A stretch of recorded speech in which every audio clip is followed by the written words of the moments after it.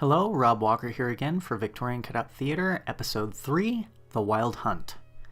This was the third video in the series and created a full 9 months after the last video was created. This one came after Cinevore came to me and wanted to kind of collaborate on making more episodes.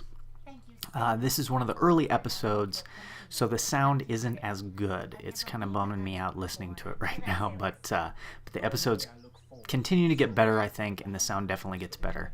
The hook for this video is based on one of my all-time favorite short stories, The Most Dangerous Game, written by Richard Connell. This is a story where a wealthy gentleman hunts people on his secret island.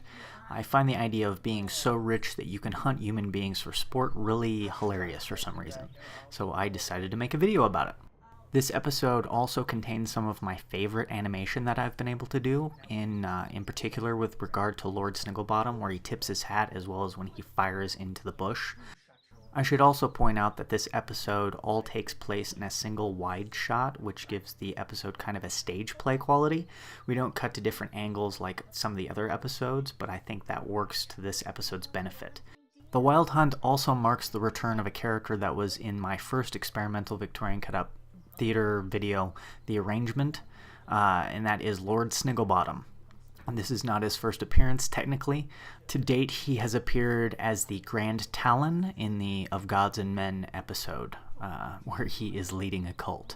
I like Lord Snigglebottom as a character because all he does is say foul, terrible things to people and treat people with utter disregard.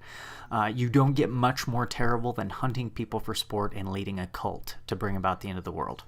The inclusion of Lady Emily was to give Lord Snigglebottom a foil to play off of. She's horrified to learn what he's up to and that he's hunting this small boy, but even she doesn't treat the boy as if he's human. She treats him kind of like a pet, so neither one of them is in the right at this point. I wanted the little boy to be an Irish ragamuffin, to kind of reference the tumultuous relationship between the English and the Irish without getting overtly political. I also like the idea that these two rich people totally ignore the fact that this boy can speak Latin and is actually quite intelligent. I chose to end with the boy turning into a giant bird because I wanted a monster in there. I really like monsters in my videos, and I also wanted to come out of left field with something the audience wouldn't expect at all.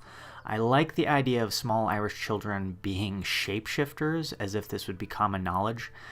Some people like the ending and some people hate it, but no one can say that it isn't entertaining. That's it for now. Check back in 2 weeks for commentary on Episode 4, The Hourglass Threshold.